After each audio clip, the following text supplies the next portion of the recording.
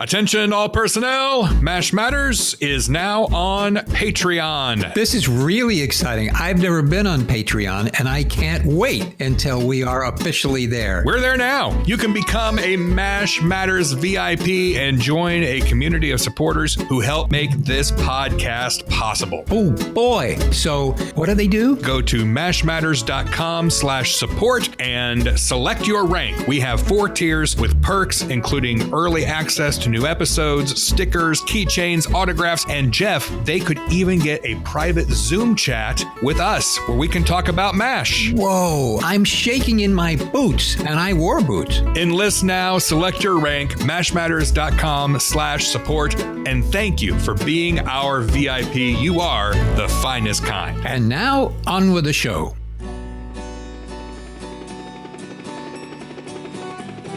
Attention all personnel. Incoming podcast. This is MASH Matters. Here we are back again, episode 51 of MASH Matters, the podcast celebrating the greatest television show of all time, hosted by 2 guys who love the show for their own special reasons. I'm Ryan Patrick, alongside my friend, Mr. Jeff Maxwell. Hello, Jeff. Hello, Ryan Patrick. Boy, 51. Holy moly. Yeah. Could you ever have imagined when we were at 3 that we would be saying 51? No. Wow. I think the listeners are as shocked as we are that we lasted this long. But I'm sorry, wait, what? Hold on one second. Do we have listeners? Yes.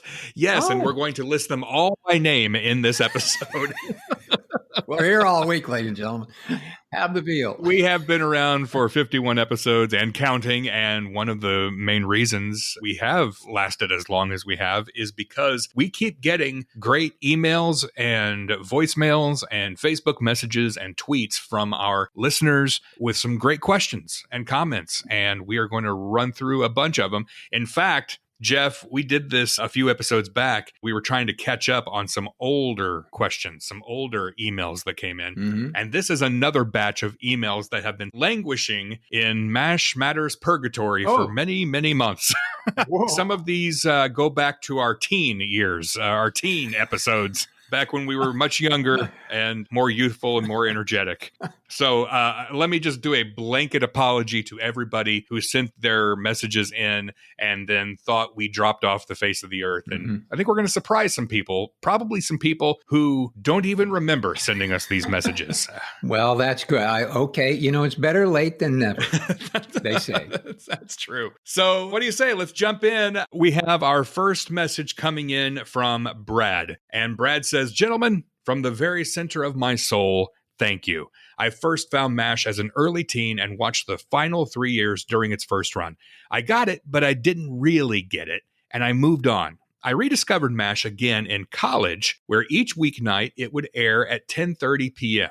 I was hooked. Like so many others have written, I have all the DVDs. I worked for a major retailer then, and I could not wait for release Tuesdays. When I hear the MASH theme, my body and mind react. I know I'm going to watch my TV family, and they're going to bring me peace and completeness. I didn't enjoy all the characters right away, except for Colonel Flag, and over time I grew to appreciate and love them. Hawkeye's wit and hidden compassion, BJ's demeanor and his voice, the inflection, the cadence is amazing. Blake's simpleton approach, Potter's paternal presence with the heart and soul of an angel, and yes, even Igor brought joy through Jeff's portrayal. With Igor, I enjoyed the transparency of who he was. So many good thoughts and feelings with MASH. Thank you." He goes on to say, "Something I didn't expect was how you brought another formative TV program of my life together with MASH. For me, MASH and NYPD Blue are the pinnacle of TV programming. For similar reasons, the characters of Sipowicz and Simone captured my attention with their speaking cadence, personal character, and strength. When I heard you say that Blue and MASH were both shot on stage 9, my 2 worlds collided in such an incredible way." Boom. To episode 28 and why Igor lost his voice. Jeff, hearing your story of what happened that day and how the words of that executive affected you also hit home. In 2015, after 18 years with one company, I was laid off as part of a large organizational restructure. I hit rock bottom emotionally and physically. I laid in bed and shook.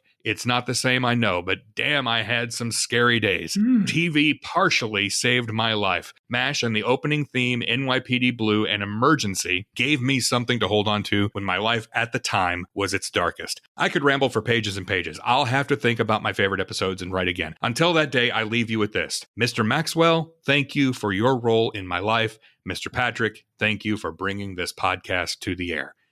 Thank you, Brad. Very, very nice. Thank you for those kind, nice things. Certainly, especially about me. That's really kind.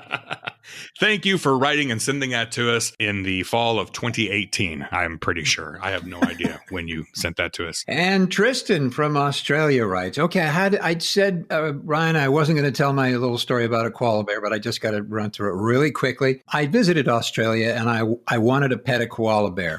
And so you go to the little zoo, you go to the koala bear zoo. And yeah, I was so excited because they're so cute. And it was around 2:00 in the afternoon. Now, koala bears are nocturnal. They're asleep during the day. And they are stoned on eucalyptus juice. Because it's true. They eat eucalyptus trees and they're stoned out of their mind. I started to nibble on a few myself. It didn't do anything for me, but apparently it just knocks the heck out of koala bears. So they're really stoned because they're eating all this stuff. Well, I couldn't wait. So they bring the koala bear out and it's handled by a guy who had huge gloves on holding this little furry thing. And I go, why do you have these big gloves on holding this furry little thing? So they say, okay, don't touch the koala bear, sir. Don't touch it until I tell you can. Okay, it's a little bear. Don't touch it. So then they put this huge pad on your shoulder and it kind of drapes over your shoulder all the way down to the almost your belly button. And you say, well, what is that for? Oh, it's just calm down, sir. And they take the koala bear and they kind of hook it on that pad because the koala bear's claws are razor sharp and they're like hooks to the point that if it touched your skin, it literally just ripped the skin off. Wow. So they have to hook the little bear on your shoulder. And now this guy's saying, don't touch it until I tell you, don't touch it, don't touch it. All I want to do is touch it. And after a while, I didn't want to touch it. I wanted the bear off of me. I was frightened of the little koala bear. But I did pet him, and he was very soft, and he looked at me with very stoned eyes. But it's weird. I mean, I had no idea that the koala bear had such intensely sharp, hook-like claws. So if you ever see a koala bear, leave him alone, because he'll rip your skin off if you don't treat him well. Okay, Tristan from Australia says, I'm thoroughly enjoying the podcast and have tuned in from episode 1. The perspectives brought by each of you had made me see the show in a different light. I've been watching MASH for as long as I can remember, and like a lot of others, it was something that brought our family together. I recall asking Mum on countless occasions what MASH stood for. Clearly, it didn't stick. Anyway, after binge watching most of season 5 recently, I have 2 questions for Jeff. 1. How many latrines do you think you dug? Quite honestly, I have no idea. There is some conflict about whether I was digging one or not. I think probably, if memory serves, I was in a latrine twice. Other than that, I have no idea. Question 2. In the episode Hawkeye Gets Your Gun, where Colonel Potter and Hawkeye go to a Korean hospital, what hand did Igor have when Potter commandeers the cards? Thanks, guys. Keep up the awesome work. The answer to number 2 is, have no idea. If memory serves, I think we've had this question before. Yes. In an earlier episode, and the answer was still the same. Tristan, we have no idea. No idea. You don't even know. I assume you were playing poker, but you could have been playing gin. You could have been playing Go Fish or Old Maid for all we know. Yes. Who knows what you had? You know, they call it acting there when you're sitting there pretending. It's really pretending, acting, and lying is what it's all about. So, yeah, I have no idea what the heck it was. I mean, I think you would have to have at least a flush, maybe a full house. Yeah. By the way, I'm still kind of ticked at Potter for not letting you finish the hand. Thank you. I mean, come on. Yeah. Come on, Sherm. You could have at least let them finish the hand. You know, I think I remember the cards had nudes on them. I think that was what it was. Wow. Yeah, it was a whole different deal. Well, anyway, go ahead. I'm sorry. I'm now preoccupied with something else. I don't know if I can focus on this now. Okay, moving on. Laura Latham, longtime listener. Again, I tell you, these emails are so old. This one is referencing something from episode 16. But Laura says, in episode 16, there was a conversation about Maxwell Q. Klinger's middle name. I write MASH fan fiction and have done a lot of research on MASH characters, their backstories, names, presumed ages, and family history. One thing I always find curious about Klinger is that he states repeatedly he is of Arabic background, but he has a German last name and a traditionally Scottish first name. Interesting. My personal theory about Klinger's name is that he has a Scotch-German father and his mother is Arabic, because most of the family he mentions seems to be Arabic. I also theorize that his father left the family when Klinger was a young child. This would also help explain one of the reasons he's so protective of his mother. As for the Q, an Arabic middle name would make sense, as Germans tend not to use middle names. So, his mother may have insisted on it and used an Arabic name. There are a few Arabic Q boy names. The ones I prefer, and I'm probably going to destroy the pronunciation of these names, but the ones I prefer are Kusay, it's Qusay, which means far away, or Kuan, Quan, which means army man. Anyway, thanks for all you do. I love MASH Matters. And in fact, the podcast has convinced me to start listening to podcasts. See you in the funny papers, Laura. Wow. Is there going to be a test? 'Cause I didn't start taking notes until about the halfway through. So It's an open book test. Whew, boy, that was interesting, though. Interesting, too, that she writes MASH fan fiction. That's actually going to come up again with another letter here in just a little bit. And Matt McLean says, good afternoon, gentlemen. I'm a tad late to the podcast, so I'm just catching up on all the episodes now. I wanted to say that this podcast has been so enjoyable for me. MASH has been one of my favorite shows for well over 20 years now. To have this insight and behind-the-scenes knowledge shared with us in such an easygoing and fun way by two extremely likable hosts is really such a treat for me. Can we get those guys? How do we hear them? I have no idea. I don't know where they are. They sound like they're great guys, though. Would be fun to hear. Yeah. I'm currently listening to episode 13, in which you asked us to share our feelings on the episode Hawkeye. It was only recently that I've begun to become aware of the online community surrounding MASH, and I was absolutely shocked, I say, to discover that so many people hate this episode. I can't even for a minute understand why. Hawkeye is quite possibly my favorite episode in the whole 11 series run, for all the reasons that the two of you outlined, such as Alan Alda's incomparable acting and Larry Gelbart's wonderful script and perfect direction. You just can't get much better than Hawkeye. Ha ha!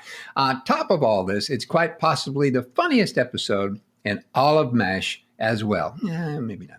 Anyway, it's really just a perfect episode in every way, and Alan Alda showed us why he's one of the all-time greats. I just love it. Thanks for what you do, gentlemen. It really is a great, great podcast. I look forward to many more. All the best, Matt McLean. Thank you, Matt. I agree with everything you said. Yeah, except that whole, it's quite possibly the funniest episode. It can't possibly be that because Igor wasn't in the episode. Thank you. I wish I'd have said that. That was really good, but I'm glad you did. Thank you very much. Yeah, I agree. Hawkeye is a fantastic episode, and I too don't understand the disdain that some people have for it. One of the main things I hear is that people feel it was some kind of an ego trip with him, being the only person in it. But I mean, for me, it's a tour de force performance from Alan Alda. Mm-hmm. Yes. There are not a lot of actors who can do that, who could do a one-man show for, 24 minutes plus commercials and keep it interesting. Mm-hmm. What a performance. And I believe, Jeff, this is one of those performances, if memory serves, where you were on the set and you were watching. I was watching it and I was stunned by it. I thought, it's going to be Alan talking, blah, blah, blah, blah. And, in about 10 minutes, I went, oh my goodness gracious, I'm watching something really spectacular here. So, as a burgeoning actor at the time, watching this guy do what he was doing, all I could think to myself is, gee, I wish I could do that. Maybe, can I do that someday? Will I be able to do that? Probably not, but I'd like to try, because he was just phenomenal. It was just wonderful. Yeah, just amazing. And again, everybody has their own opinions. And if you're not a fan of the show, that's your opinion. That's fine. I mean, you're wrong, but you have an opinion. It's okay. I think if you watch it, I think if people give it another shot and they watch it again after hearing us talk about it, I think you kind of go, oh, yeah, it's not the ego trip. He's really doing something. And like you say, how many people could pull that off and do it so well and with such an engaging, kind of charming and humorous and yet very insightful presentation and performance? It's spectacular. I think he should have won an Oscar. Well, they don't give Oscars for television. Now we're going to get more letters, Jeff. We get letters. We get lots and lots of letters. We also get lots of voicemails. Yes. Let's go to the phones. Hi, Jeff and Ryan. This is Marisa Stamper. You guys are awesome. I appreciate your show very much. My suggestion would be, how about interviewing you two?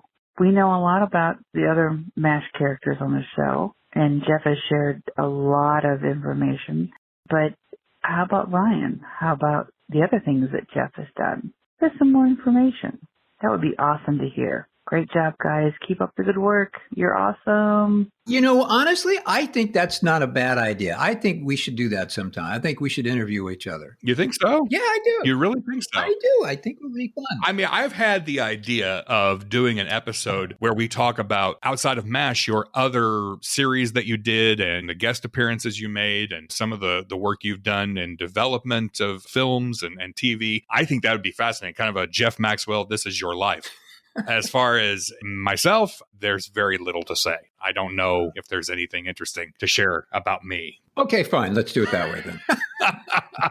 I think we should do that. You have a lot to say and you've done a lot of stuff. And so I think it would be kind of interesting for us to interview each other. I think that would be fun to do. Okay, I'll tell you what, we'll do it. We'll do it sometime in 2021. All right. I mean, people have had enough in 2020. They don't need that on top of everything else. Mitch Stockdale says, Jeff and Ryan, wanted to pass on my appreciation for your podcast. My memories of MASH go back to 1972 when I was 5 years old. I started watching the show with my late father every Monday night all the way through the final episode. Had the pleasure of introducing MASH to my stepdaughter when she was 9 years old with the episode Carry On Hawkeye.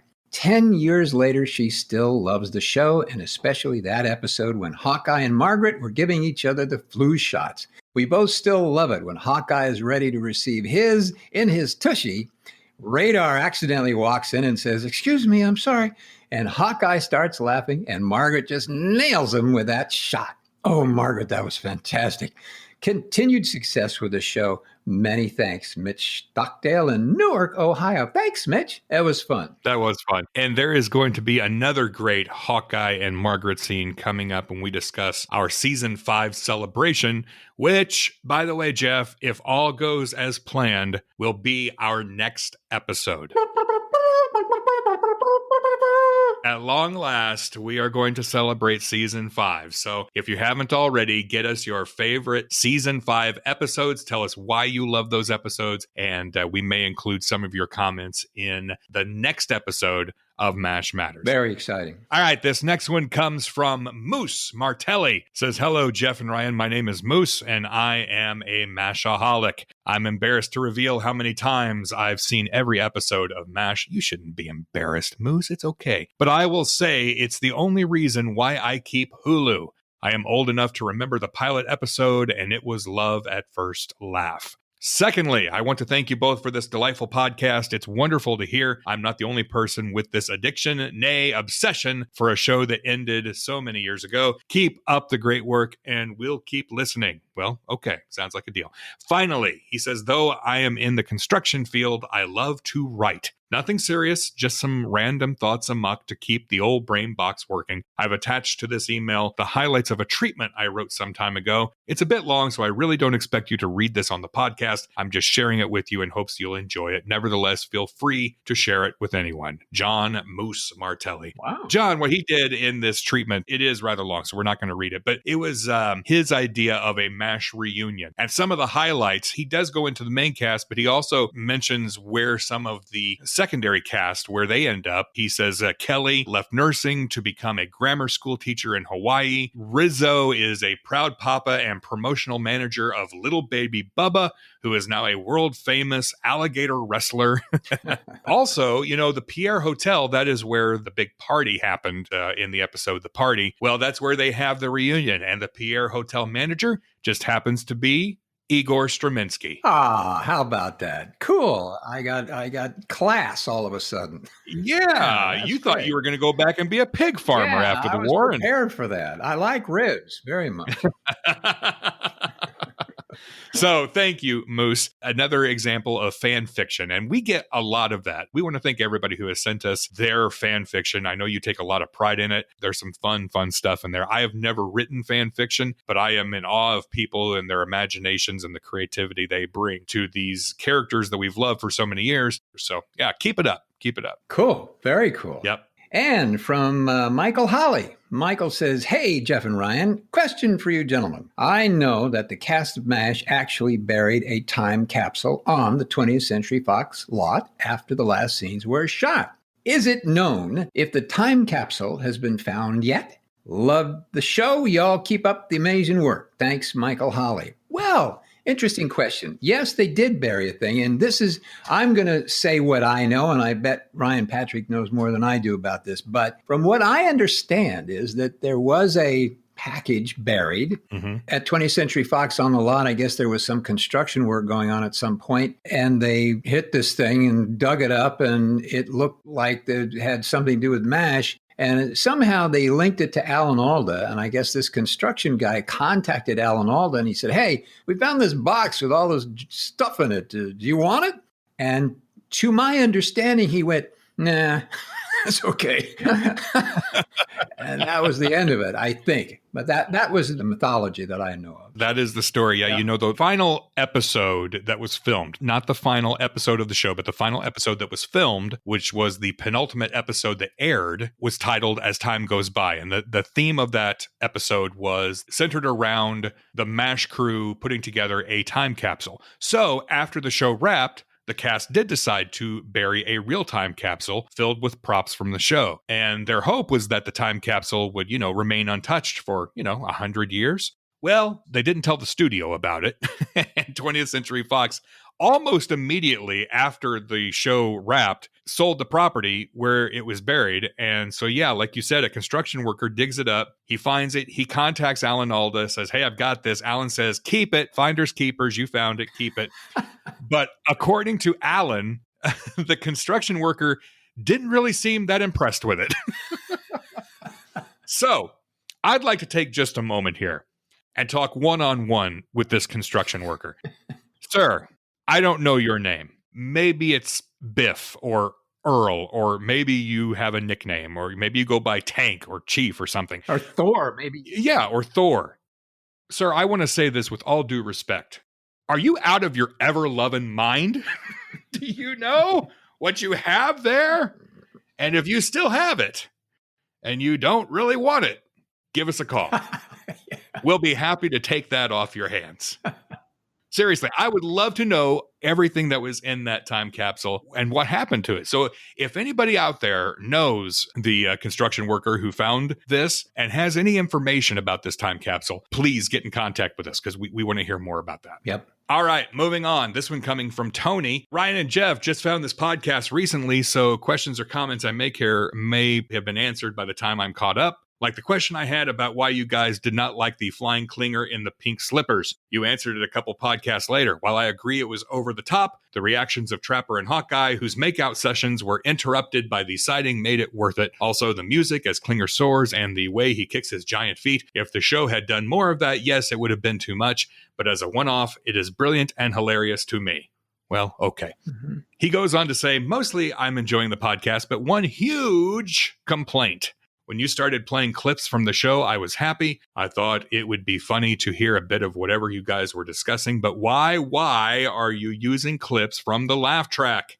I have always found it very annoying, and to my overwhelming joy, when I began buying the seasons on DVD, I found that you could turn it off. It has long been known that Larry Gelbart and crew fought against the laugh track. With a laugh-free version easily available, why not use it instead? I am to the point where on a new program, if I'm watching the first episode and there is a laugh track or so-called live audience, I immediately turn it off. Big Bang Theory was the last show I will ever watch with a laugh track. Now I cringe when I hear Seinfeld or Friends or MASH clips. The laughs are so over the top and sometimes even obscure the dialogue. Listening last night, it was hard to hear all the words in your clips because the laughs were so loud. My goodness. Okay, so... Well, gee. First of all, I want to go back. If you're a new listener to the podcast, yes, in one of the early episodes, I revealed that my least favorite scene of all of MASH was the giant red bird with fuzzy pink feet, Klinger trying to escape using the hang glider. It's too much. It's too jokey. It's too hacky. I'm not a fan.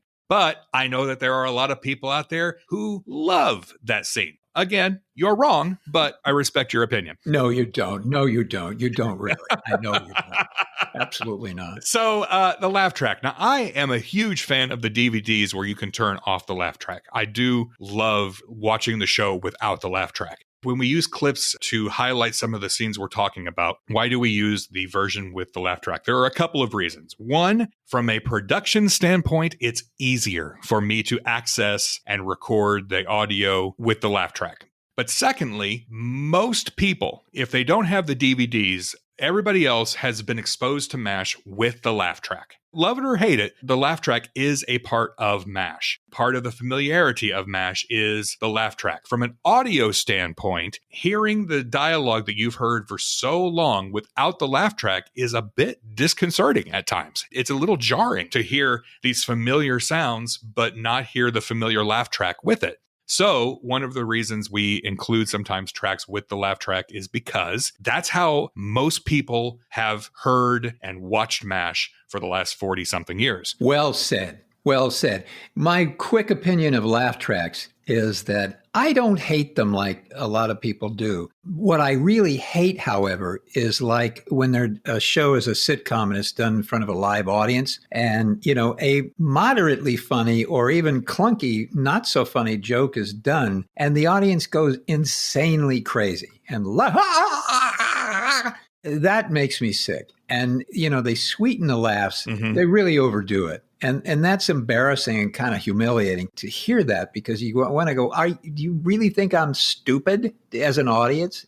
Come on. Mm-hmm. A little bit of laughing here and there. And I think I agree in terms of MASH and some of the shows that are, a one camera show and still a comedy. Without it, there is a certain deadness and a silence to it. And I think that a little bit of laugh does help keep the rhythm of the show, really. Without it, I think the rhythm of the show is a little hurt. It's interesting, too, that a couple of the shows that Tony cited were Seinfeld and Friends and Big Bang Theory. Well, those shows were filmed in front of an audience. Right. A laugh track, to me, is not necessarily a live studio audience. A laugh track is when fake canned laughter is added into a show where there is no audience. There is no audience in MASH. Where is the audience? It was not shot in front of a live studio audience. On the flip side of that, I've been to tapings of sitcoms before. They really urge you to laugh. There's the person whose job is to get you pumped up between takes. Right. Hey, laugh big, laugh loud. You get wrapped up in the excitement of the moment. And when you hear the other audience members laughing, you want to laugh too. You want to be a part of it. It's not necessarily that the joke was that funny, but there is something a little magical about being in the audience for one of those tapings and get wrapped up in responding to what's playing out in front of you. There are also cults that are good to join if you feel the need to do that. They'll get you wrapped up too. I thought it was a little strange that they were handing out robes as we entered the studio. Yeah, that warm-up guy, when he puts on the weird robes and pulls out the knives and everything, is really kind of strange. Yeah, a little odd, yeah. Well, Jeff says, quick random question. I just watched the episode Souvenirs about buying and selling used brass and such. In the episode, Hawkeye and BJ are rolling yarn into a ball. Seems like a very random thing to be doing, but it isn't the only episode where they are doing exactly this while Colonel Potter is talking about something else. Was this someone's random hobby? I know Margaret did some knitting in War for All Seasons. What gives? Just curious. If anyone can find out, Ryan can. All right, Ryan can. What kind of yarn is this anyway? All right. So, I see what you did there. Yeah. So I have no idea why they did that. Probably it was just something. I have no idea. Do you? Is this a good time to reveal Alan Alda's weird yarn fetish? Should we do that now? I don't think we should do that on this. Probably shouldn't. Might bring him back, and he's going to not show up if we do. It's a touchy subject. Yeah, Jeff, I thank you for your faith in me, thinking that I can find the answer to this question. But the honest answer is I have no idea. No idea. I mean, actors look for things to do in scenes. You don't just sit and do nothing. In real life, you're always finding things to do and play with and fidget with. And why specifically balls of yarn? I don't know. Maybe in the research, they found out that yarn was prevalent in camp. The next time we talk to Loretta, we have to ask her about the scarf that turned into the sweater that turned into the blanket in A War for All Seasons, if that was something that she actually did, or if it was just something that was written into the show. Couple of things, though, I found out about yarn when I was doing some research, seeing if I could find anything. You really did research on yarn. There is a connection between yarn and the Korean War. Now, this is from a New Zealand history website. It says the Korean War had a dramatic indirect economic impact in New Zealand. The sense of crisis precipitated by the outbreak in 1950 encouraged the United States to buy large quantities of wool, not for uniforms for use in Korea, as many supposed at the time and since, but to bolster its strategic stockpiles. This demand led to the greatest wool boom in New Zealand's history, with prices tripling almost overnight. However, the inflationary effect of other commodity buying offset the advantages of the wool boom, with imported raw materials rapidly increasing in price. So maybe the boom in wool was due to the fact that every unit had to have a ball of yarn. I don't know. I have no idea. I'm a little dizzy. I'm not sure. Here's a fun fact, though. The Smithsonian, and many listeners know, when MASH was over. Wait, I'm just going to order some fries. Go ahead. I'll be right back. Can I get a large order of fries, please? Thank you. Many of the set pieces and props from the show went to the Smithsonian. There was a big exhibit where they had the swamp and where they had the OR, and the Smithsonian still has all of these. They're not on display right now. Why? I don't know. Come on, Smithsonian, get with it. But on the Smithsonian's website, listed among all the things cataloged in their inventory, are 2 balls of yarn from MASH. My only guess is they were part of the props that were in the swamp. But yes, the Smithsonian does have 2 balls of yarn from MASH in their collection. These fries are really good with chili on them. Boy, man, they're good. Okay, very quickly, the Smithsonian Institute actually wanted my photographs that I shot on the set one day out of the ranch. Yeah. They said, we'd like you to give us those photographs. I said, why should I give you the photographs? And they said, well, because they're going to be at the Smithsonian Institute. And I said, but then I can't use them. And they said, yeah, well, that's true. They're going to be at the Smithsonian Institute. So I didn't give it to them. Instead, I included them, some of the photographs in my book. And I was happier to do that than actually give them. But it would have been a prestigious thing, but they would have been in the Smithsonian Institute. So I didn't want them to do that. So there you go. They could have been displayed right there next to the 2 balls of yarn. What a missed opportunity, Jeff. Balls of yarn. That's the name of our book, Ryan Patrick, The 2 Balls of Yarn. The best of the MASH podcast. From Michael Herrig Jr. He says, hello, MASH matters to me because I grew up listening to stories about my uncle flying helicopters for the Army in Vietnam. So my earliest memories of the show actually was the intro with the helicopters and thinking that was my uncle on TV. Anywho, as a person growing up with the show, I was not able to have seen the movie before the TV show due to the content. Mr. Maxwell, was the option for you to see the movie before acting on the show? Keep up the great podcast. I look forward to catching many more. Now, before we get into this also ties into a question from Ron Batter. He said, I know Gary Berghoff was also in the movie. Jeff, did you ever meet or get feedback from people involved with the movie, like Altman, Sutherland, Gould, Duvall, etc.? Or did Gary ever share stories about the movie? And before you answer that, I do want to mention, too, that my friend Adam Donmoyer, a long time ago, sent us a voicemail asking about the connection with the movie. And Adam, I lost your voicemail. I'm sorry. So Adam Donmoyer, you're awesome. Thank you for the voicemail, but I can't find it. Oh. Anyway, Jeff. Yes. You actually had a connection to the MASH film before you were ever a part of the MASH series, correct? I did have a connection to the MASH film. I was actually, at that point, I was a casting director at 20th Century Fox. Sat in my cool suits and my drive-on pass, which I loved because I could just drive the car right onto the lot. That's really hard to get, but I got one of those.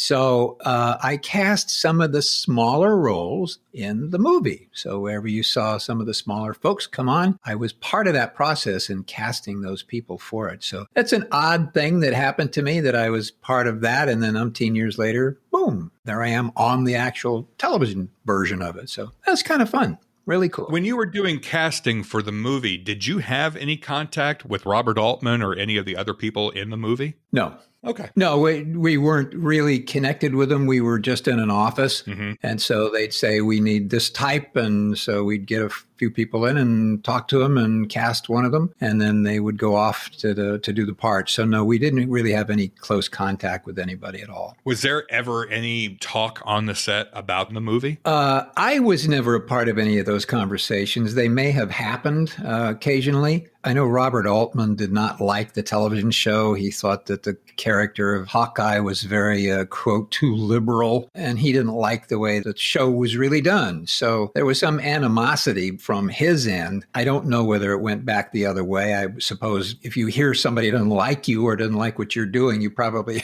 don't have a great opinion of them. So, I don't think there was any love lost between the MASH movie and the MASH television show. Gary certainly developed his character. Oh, yeah. Once he got onto the TV version from the movie, he really developed it into a much more fuller kind of person. But that was his choice, and that was the way the writers were writing it, and that was, his ability. He could do that. But I don't, there wasn't a great connection to the movie, really. It really wasn't. A lot of the set pieces out at the Fox Ranch, a lot of what was built for the movie was then used for the series. That's very true. Yes. All the stuff that was left from the film, yes, was used in the series because, and a lot of stuff was put in storage and they dragged it out. And when Fox said, hey, we want to do a TV version of this because it should be a cool series and we'll make a lot of money. And then it was a good idea. And they contacted Gene Reynolds to be the producer of it and to create the show, in which he did. But there wasn't a great connection between the movie and the television show in terms of emotionally. Mm-hmm. There was no love lost between either one of them. All right. Thank you for the question. Now let's go back to the phones. Hi, Ryan and Jeff. This is Jeff from Southern Idaho. So as I watch the show after listening to your podcast, I've got to say that I appreciate Igor so much more than I did before. He was a background character, he had his role and he had his funny moments, but now that there's been this, podcast interaction, it's just so fun to see Igor and to know that, we interact with him now. I do have one question, though. So in the next to last episode of the entire series, Igor has the dummy hand grenade that he wants to turn into a reading lamp for his mother. How on earth are you going to turn a grenade into a reading lamp? I'm just wondering if that's something that you ever thought about. I mean, I know that it was just a role when you were just reading lines, but I'm just wondering if that's something that you ever considered. How would you do it if you had to? Anyway, keep up the good work, guys. Thank you very much. Well, I would have given my mother a real hand grenade and just said, here, Mom,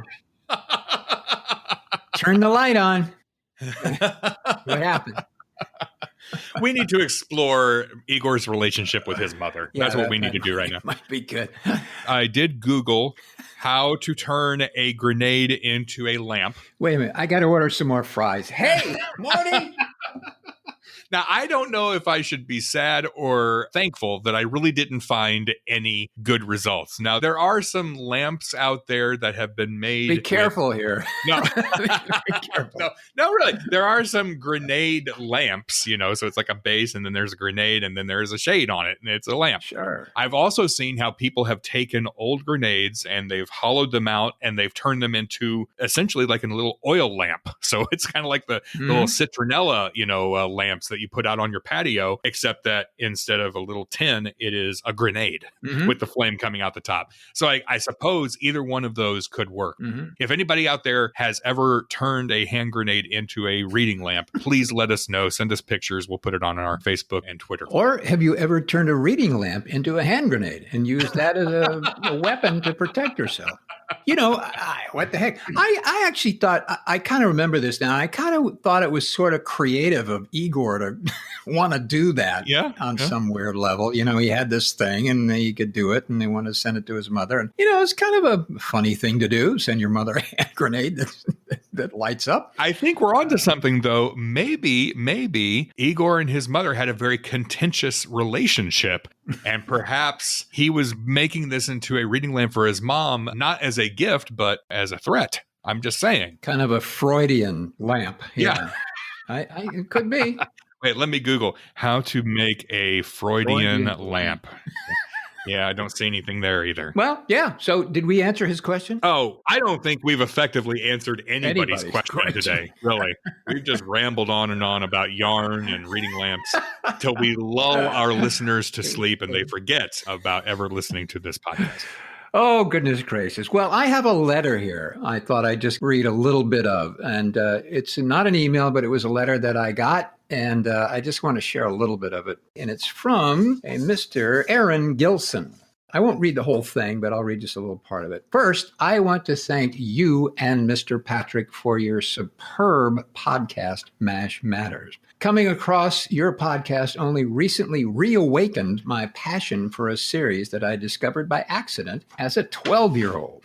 One of the many benefits of my having revisited each MASH episode countless times is that I gained an appreciation for the nuanced aspects of an episode that may go unnoticed during an initial viewing or two. Through this process, I've found that you, Mr. Maxwell, are someone who benefits the most. You offer a treasure trove of gifts to the viewer. Your line delivery, body language, expressions, and reactions are always entertaining. Your on-air admission that you utilize your own insecurities as an actor to give your character a frequent deer-in-the-headlights gaze and demeanor seems inspired.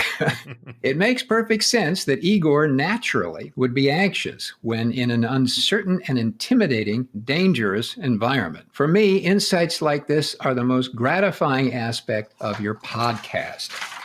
In closing, I sincerely want to thank you for your craft. You should be proud of your contributions to people's happiness, including mine. You and Mr. Patrick have reminded me how much MASH does indeed continue to matter. With sincere respect, Aaron Gilson. 2 questions. Yes. 1, why does he keep talking about my dad? Who's Mr. Patrick? Second, how much did you have to pay him to write that letter about you? $30. It was a bargain at $30, I figured. That's a pretty good rate. Yeah. That's not bad. He tells quite an interesting story about him sort of losing contact with it, and his parents didn't watch MASH, and he had to, scurry around and watch it himself, and then he kind of had a reawakening about it and found it and watched it and so forth and so on. Yeah. So it was a very interesting story, but I had to share that because I thought those are really nice things for him to say. Yeah. And it's always nice to hear. I mean, certainly people that say nice things about me and the performance and about our podcast and about you and about the relationship here that we have and what we're doing. It's very, very gratifying. So I thank everybody, and I thank you, and I thank Morty for getting me the French fries. Thank you, Morty. Yeah, right. Thank you. That's okay. So thanks for listening. Yes, thank you. And if you would like to send us an email, mashmatterspodcast@gmail.com. You can find us on Twitter, on Facebook. You can subscribe and listen to us on Apple Podcasts, Spotify, Google Podcasts. I want to say a quick shout out to the following people. Now, these are all Apple usernames. So Olivia Kell, East Oakland Original, Dwayne T. Bricker, EWH3000, Motor Ted 33, Jonas 450, Brianna R, Fan O'Disney, and ESCH3 for your recent reviews on Apple Podcasts. They really make our day. If you would like to rate and review us, you can do that on Apple Podcasts. And don't forget, you can call and leave a voicemail, 513-436-4077. We love voicemails because we would much rather hear you tell us your story rather than us. So give us a call, leave a voicemail under 3 minutes in length. Yeah, because if you go over 3 minutes, the phone does something really awful to you, I think. Yeah, it zaps you. Yeah. It sends an electromagnetic shock through the phone into your brain, and we don't want that to happen again. Very bad if you want to have children. It's very bad. So that is another round of listener questions and comments and voicemails. Thank you. Keep them coming. We're going to answer as many as we can. And our next episode, we'll talk about your favorite episodes, and we'll talk about our favorite episodes from season 5. And that is coming up on the next episode of MASH Matters. And I personally will do a little bit more research and see if I can figure out what hand he had, our dear Igor had, when Potter took it away from him. I'm curious now. I have to go back in and see if I can figure that out. All right. Until next time, here's looking up your old address.